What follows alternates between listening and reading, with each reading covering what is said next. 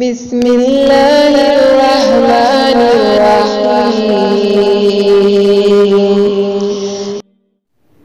نحمده ونصلي على رسوله الكريم اما بعد فاعوذ بالله من الشيطان الرجيم بسم الله الرحمن الرحيم رب اشرح لي صدري ويسر لي امري واحلل عقدة من لساني يفقهوا قولي رب يسر ولا تؤثر وتمم بالخير اللهم انا نسألك علما نافعا ورزقا طيبا وعملا متقبلا اللهم فقهنا في الدين آمین۔ طالبات، درس قرآن کے سلسلے میں آج ہمارا سبق ہے رب العالمین کون ہے۔ آج ہم بات کریں گے اللہ رب العالمین کے بارے میں۔ الحمدللہ رب العالمین، تمام تعریفات اللہ ہی کے لیے ہیں جو تمام جہانوں کا پروردگار یعنی پالنے والا ہے۔ سورۃ فاتحہ میں اللہ تعالیٰ نے اپنی حمد و ثنا کے بعد اپنی 4 صفات کا ذکر فرمایا ہے۔ پہلی، رب العالمین، تمام جہانوں کا پروردگار ہونا، تمام جہانوں کا پالنے والا اور سب کی پرورش کرنے والا۔ نمبر 2، الرحمن، بڑا مہربان۔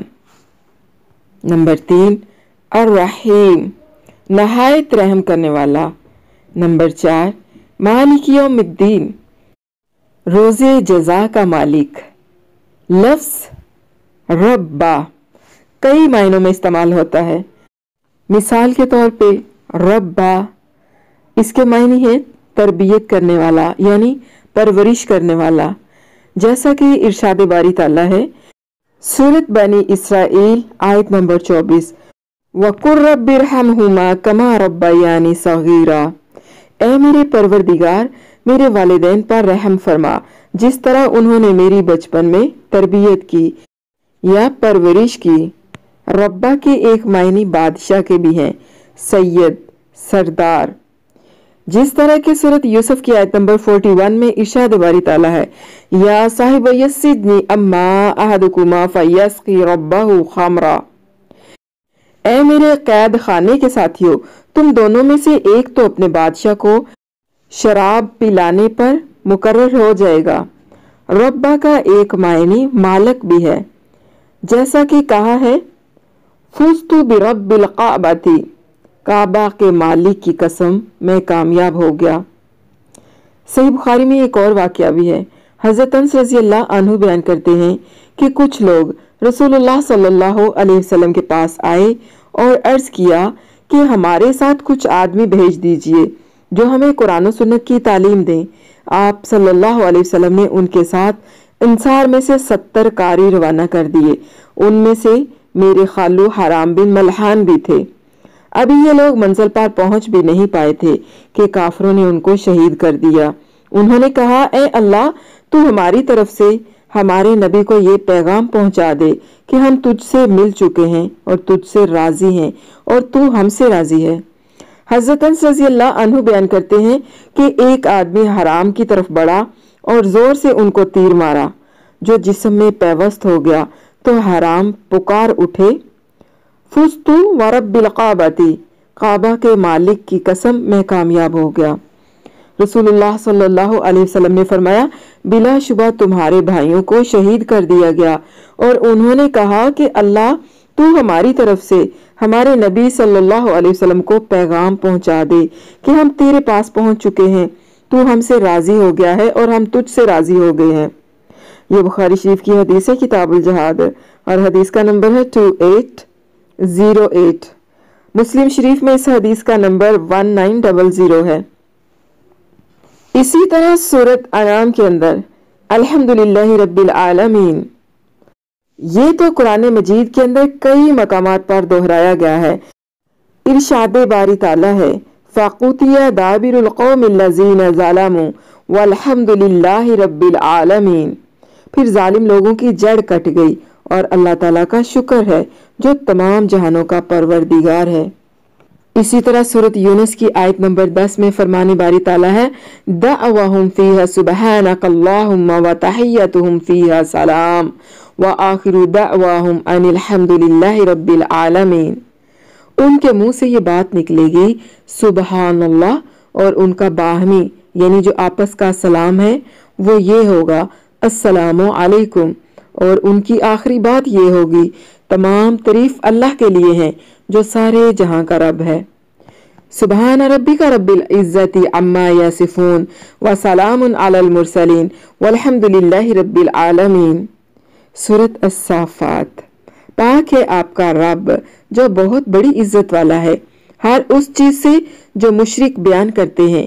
पैगंबरों पर सलाम है और सब तरह की तारीफ अल्लाह ही के लिए है जो सारे जहां का रब है। वलो तरल मलाइकत हाफीन मिन हौलिल अर्शी युसब्बिहून बिहम्दि रब्बिहिम व कुदिय बैनहुम बिल हक्की व क़ील अल्हम्दुलिल्लाहि रब्बिल आलमीन। सूरत ज़ुमर। और तू फरिश्तों को अल्लाह के अर्श के इर्द गिर्द हल्का बांधे हुए अपने रब की हम्द व तस्बीह करते हुए देखेगा, और उनमें इंसाफ का फैसला किया जाएगा और कह दिया जाएगा कि सारी खूबी यानी सारी तारीफ अल्लाह ही के लिए है जो तमाम जहानों का पालने वाला है। सूरत मोमन के अंदर इरशाद बारी ताला है हुवल हय्यु ला इलाहा इल्ला हुवा फदऊहु मुखलिसीन लहुद्दीन अल्हम्दुलिल्लाहि रब्बिल आलमीन। वो जिंदा है जिसके सिवा कोई माबूद नहीं, बस तुम खालिस उसी की इबादत करते हुए उसे पुकारो। तमाम खूबियां अल्लाह ही के लिए हैं जो तमाम जहानों का रब है। पहले बात हो रही थी लफ्ज रब के मुतल्लिक, अब इसके आगे लफ्ज है आलमीन। ये आलम की जमा है जिसके मायने जहान यानी जिससे किसी चीज के होने का पता चले। अल्लाह के सिवा जितनी भी मखलूकात हैं इन तमाम पर लफ्ज आलम बोला जाता है, क्योंकि ये सारी कायनात सारी मखलूक अल्लाह ताला की मार्फत देती है, अल्लाह के होने का पता बताती हैं, इसलिए इन्हें आलम कहा जाता है। आलम जहां को भी कहते हैं। बाज ने कहा कि 1000 आलम है। वहब बिन मुनब्बा रहमहुल्लाह कहते हैं कि 18,000 आलम है। दुनिया भी इन आलम में से एक है। इसी तरह हजरत अबू सईद खुदरी रजी अल्लाह अन्हु फरमाते हैं 40,000 आलम है। जुजाज रहमहुल्लाह कहते हैं अल्लाह ने जो कुछ इस दुनिया में पैदा किया वो सब आलम है, लेकिन इनमें से कोई भी बात सही नुस्ख के साथ साबित नहीं है, बल्कि हकीकत तो ये है वमा यअलमु जुनूद रब्बिका इल्ला हु। और ये भी कहा गया है कि आलम अलामत से माखूज है, यानी सारी कायनात अल्लाह रब्बुल इज़्ज़त की वहदानियत पर अलामत है। जैसा कि इब्न मुअत्तज़ एक शायर हैं, उनका कौल है ताज्जुब है किस तरह अल्लाह की नाफरमानी की जाती है और किस तरह उससे इनकार किया जाता है, हालांकि हर चीज में एक अलामत और निशानी है जो उसकी वहदानियत पर दलालत करती है। तारुफ रब्बुल आलमीन। इरशाद बारी ताला है इन्ना रब्बकुमुल्लाहुल्लज़ी खलक़स समावाति वल अर्द फी सित्तति अय्यामिन सुम्मा इस्तवा अलल अर्श युग़शिल लैलन नहारा यत्लुबुहु हसीसा वश्शम्स वल क़मरा वन नजुमा मुसख़्ख़रातिन बिअम्रिही अला लहुल ख़ल्क़ु वल अम्र तबारकल्लाहु रब्बुल आलमीन। बेशक तुम्हारा रब अल्लाह ही है जिसने सब आसमानों और ज़मीन को 6 रोज में पैदा किया, फिर अर्श पर कायम हुआ। वो शब से दिन को ऐसे तौर पर छुपा देता है, यानी रात से दिन को इस तरह छुपा देता है कि वो रात उस दिन को जल्दी से आ लेती है, और सूरज और चांद और दूसरे सितारों को पैदा किया ऐसे तौर पर कि सब उसके हुक्म के ताबे हैं। याद रखो अल्लाह ही के लिए खास है खालिक होना और हाकिम होना, बड़ी खूबियों से भरा हुआ है अल्लाह जो तमाम आलम का परवरदिगार है। इसी तरह हजरत इब्राहीम अलैहिस्सलाम और कौम नमरूद के दरमियान अल्लाह रब्बुल आलमीन के मौजू पर मकालमा हुआ था। वत्लु अलैहिम नबा इब्राहीम इज़ क़ाला ले अबीही व कौमिही मा तअबुदून क़ालू नअबुदु अस्नामन फनज़ल्लु लहा आकिफीन क़ाला हल यस्मऊनकुम इज़ तदऊन औ यनफ़ऊनकुम औ यदुर्रून क़ालू बल वजदना آباءنا كذلك يفعلون قال أفرأيتم ما كنتم تعبدون أنتم وآباؤكم الأقدمون فإنهم عدو لي إلا رب العالمين الذي خلقني فهو يهدين والذي هو يطعمني ويسقين وإذا مرضت فهو يشفين والذي يميتني ثم يحيين والذي أطمع أن يغفر لي خطيئتي يوم الدين ربی حبلی حکم و الحقنی بالصالحین۔ اور ان کو ابراہیم علیہ السلام کا حال پڑھ کر سنا دو جب انہوں نے اپنے باپ اور اپنی قوم کے لوگوں سے کہا تم کس چیز کو پوجتے ہو؟ انہوں نے کہا بتوں کو پوجتے ہیں اور ان کی پوجا پر قائم ہیں۔ حضرت ابراہیم علیہ السلام نے کہا کہ جب تم ان کو پکارتے ہو تو کیا وہ تمہاری آواز کو سنتے ہیں یا تمہیں کچھ فائدہ دے سکتے ہیں یا نقصان پہنچا سکتے ہیں؟ انہوں نے کہا نہیں، بلکہ ہم نے اپنے باپ دادا کو اسی طرح کرتے ہوئے دیکھا ہے۔ حضرت ابراہیم علیہ السلام نے کہا کہ تم نے دیکھا کہ جن کو تم پوجتے رہے ہو تم بھی اور تمہارے اگلے باپ دادا بھی وہ میرے دشمن ہیں، لیکن اللہ رب العالمین میرا دوست ہے جس نے مجھے پیدا کیا اور وہی مجھے راستہ دکھاتا ہے اور وہ مجھے کھلاتا اور پلاتا ہے اور جب میں بیمار پڑتا ہوں تو وہ مجھے شفا بخشتا ہے اور وہ جو مجھے مارے گا وہ پھر زندہ بھی کرے گا اور وہ جس سے میں امید رکھتا ہوں کہ قیامت کے دن میرے گناہ بخشے گا۔ اے اللہ مجھے علم و دانش عطا فرما اور نیکوکاروں میں شامل کر دے۔ اسی طرح سورۃ بقرہ کی آیت نمبر 258 کے اندر ارشاد باری تعالیٰ ہے الم تری الی الذی حاج ابراہیم فی ربہ ان آتاہ اللہ الملک اذ قال ابراہیم ربی الذی یحیی و یمیت قال انا احیی و امیت قال ابراہیم فإن اللہ یأتی بالشمس من المشرق فأتی بها من المغرب فبہت الذی کفر واللہ لا یہدی القوم الظالمین۔ بھلا تم نے اس شخص کو نہیں دیکھا جو اس غرور کے سبب سے کہ اللہ نے اس کو سلطنت بخشی تھی ابراہیم علیہ السلام سے رب کے بارے میں جھگڑنے لگا؟ جب حضرت ابراہیم علیہ السلام نے کہا میرا رب تو وہ ہے یحیی و یمیت جو زندہ کرتا ہے اور مارتا ہے، وہ بولا کہ میں بھی زندہ کرتا ہوں، انا احیی و امیت، میں بھی زندہ کرتا ہوں اور مارتا ہوں۔ ابراہیم علیہ السلام نے کہا اچھا اگر یہ بات ہے تو فإن اللہ یأتی بالشمس من المشرق فأتی بها من المغرب، کہ میرا اللہ تو سورج کو مشرق سے لے کر آتا ہے، تم ایسا کرو کہ سورج کو مغرب سے لے آؤ۔ فبہت الذی کفر، پھر وہ کافر حیران رہ گیا، لاجواب ہو گیا۔ واللہ لا یہدی القوم الظالمین، اور اللہ ظالم بے انصاف لوگوں کو ہدایت نہیں دیا کرتا۔ اسی طرح حضرت موسیٰ علیہ السلام اور فرعون کے درمیان رب العالمین کے موضوع پر مکالمہ ہوا تھا۔ قال فرعون وما رب العالمین قال رب السماوات والارض وما بینہما ان کنتم موقنین قال لمن حولہ الا تستمعون قال ربکم ورب آبائکم الاولین قال ان رسولکم الذی ارسل الیکم لمجنون قال رب المشرق والمغرب وما بینہما ان کنتم تعقلون قال لئن اتخذت الہا غیری لا اجعلنک من المسجونین۔ فرعون نے کہا کہ تمام جہانوں کا رب کون ہے؟ کہا کہ آسمانوں اور زمین اور جو کچھ ان دونوں میں ہے سب کا مالک، بشرط یہ کہ تم لوگ یقین رکھو اللہ ہے۔ فرعون نے اپنے اہالی یعنی اپنے موالی سے کہا کہ کیا تم سنتے نہیں؟ موسیٰ نے کہا کہ تمہارا اور تمہارے باپ دادا کا مالک؟ فرعون نے کہا کہ یہ پیغمبر جو تمہاری طرف بھیجا گیا ہے باولا ہو گیا ہے، سحر زدہ ہو گیا ہے۔ موسیٰ نے کہا کہ مشرق اور مغرب جو کچھ ان دونوں میں ہے سب کا مالک اگر تم سمجھو تو اللہ ہے۔ فرعون نے کہا اگر تم نے میرے سوا کسی کو معبود بنایا تو میں تمہیں من المسجونین قید کر دوں گا۔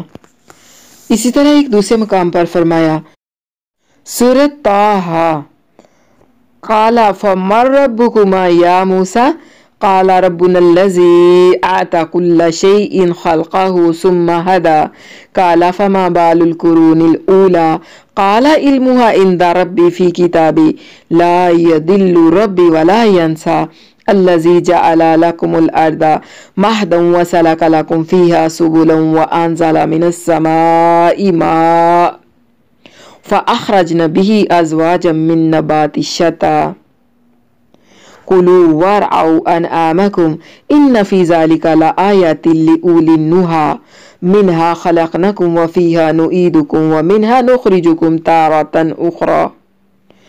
غرض موسیٰ اور ہارون علیہمُ فرعون کے پاس گئے۔ اس نے کہا کہ موسیٰ تمہارا رب کون ہے؟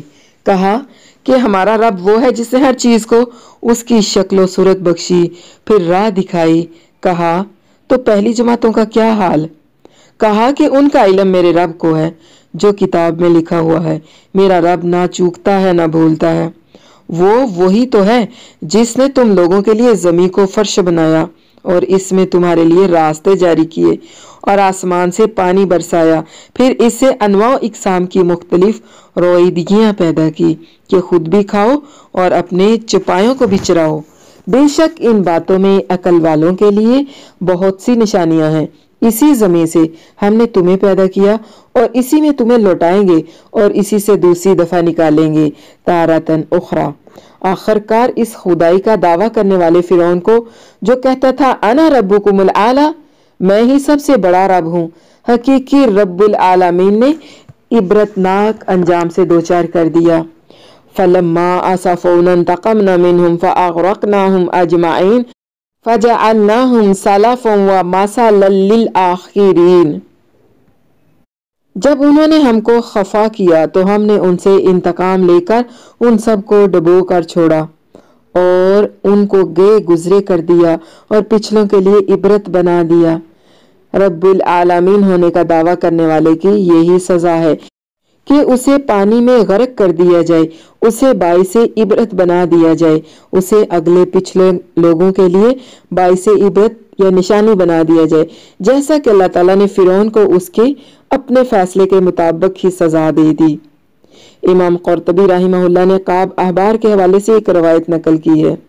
روایت اگرچہ بنی اسرائیلی ہے جس کی تصدیق یا تکذیب نہیں کی جا سکتی۔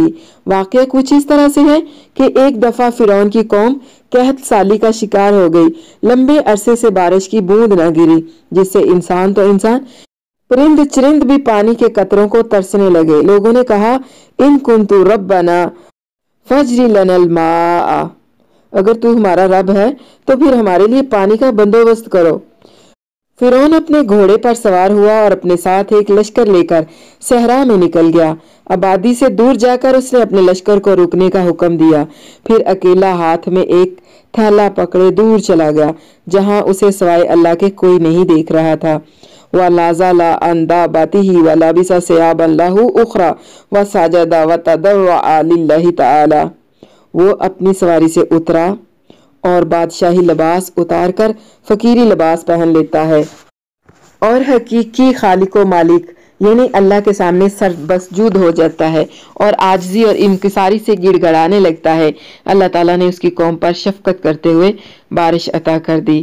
اتنے میں فرعون کے پاس جبرائیل علیہ السلام آئے اور آ کر کہنے لگے مجھے ایک مسئلہ درپیش ہے۔ کہا کیا ہے؟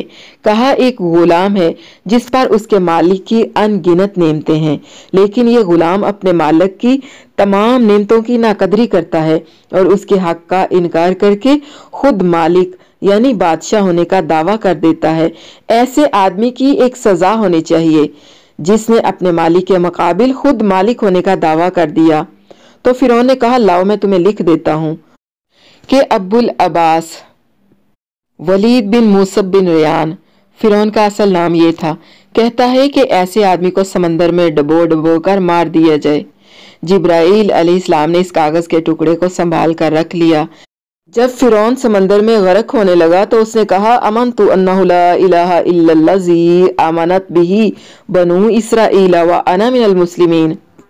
سورۃ یونس کی آیت نمبر 90۔ میں ایمان لایا کہ یقیناً نہیں ہے کوئی معبود برحق کا رب سے مگر وہی جس پر بنی اسرائیل والے ایمان لائے، اور میں بھی فرما برداروں میں سے ہوں۔ لیکن ادھر جبرائیل علیہ السلام وہی کاغذ کا ٹکڑا لے کر فرعون کے پاس چلے آئے اور کہا، یہ تو نے لکھا تھا کہ اپنے مالک کے مقابل جو خود مالکیت کا دعویٰ کر دے اس کی سزا ڈبونا ہے، اور تجھے تو موت بھی تیری مرضی کے مطابق ملی ہے۔ آج یہ خدائی کا دعویٰ کرنے والا خائب اور خاسر ہو گیا اور لوگوں کے لیے عبرت کا نشان بھی بن گیا۔ باہوالا الجامع احکام القرآن تفسیر القرطبی جلد نمبر 7 اور 8 صفحہ نمبر 336 اور 337۔ یہ جو روایت ہے یہ اسرائیلی روایات میں سے ہے۔ رب العالمین، اس میں اللہ تعالیٰ کے لیے توحید ربوبیت کو ثابت کیا گیا ہے، اور توحید ربوبیت 3 چیزوں میں اللہ تعالیٰ کو ایک ماننے کا نام ہے۔ خلق میں تمام کائنات کا خالق صرف اللہ ہے۔ ارشاد باری تعالیٰ ہے، الا لہ الخلق والامر تبارک اللہ رب العالمین۔ سن لو، ساری مخلوق اللہ کی ہے اور حکم بھی اسی کا چلتا ہے، بہت ہی بابرکت وہ اللہ جو سارے جہانوں کا رب ہے۔ سورۃ اعراف۔ وَلَئِن سَأَلْتَهُم مَّنْ خَلَقَ السَّمَاوَاتِ وَالْأَرْضَ وَسَخَّرَ الشَّمْسَ وَالْقَمَرَ لَيَقُولُنَّ اللَّهُ فَأَنَّىٰ يُؤْفَكُونَ۔ سورۃ العنکبوت۔ اور اگر آپ ان سے دریافت کریں یا ان سے پوچھیں کہ زمین و آسمان کا خالق اور سورج اور چاند کو کام میں لگانے والا کون ہے، مسخر کرنے والا کون ہے، تو ان کا جواب یہی ہوگا کہ اللہ تعالیٰ ہے۔ پھر یہ کدھر الٹے جا رہے ہیں، یا کدھر پلٹے جا رہے ہیں، یا کدھر پھیرے جا رہے ہیں۔ ملک میں ساری کی ساری بادشاہی اللہ ہی کے ہاتھ میں ہے۔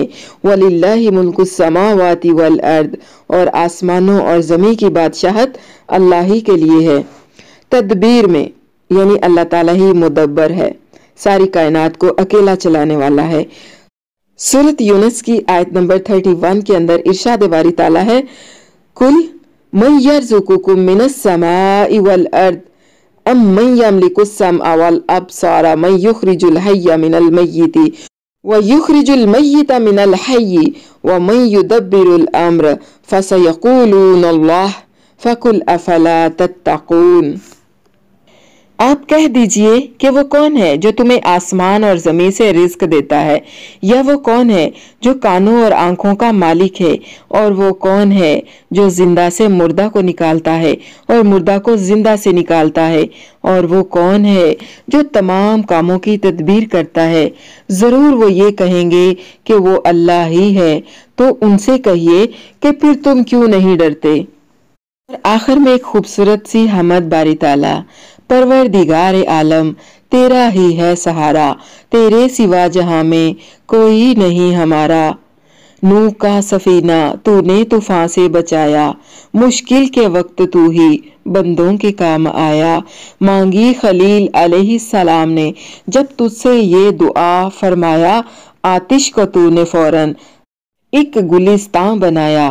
تو نے صدا الہی بگڑی کو ہے سنوارا، تیرے سوا جہاں میں کوئی نہیں ہمارا۔ پروردگار عالم تیرا ہی ہے سہارا۔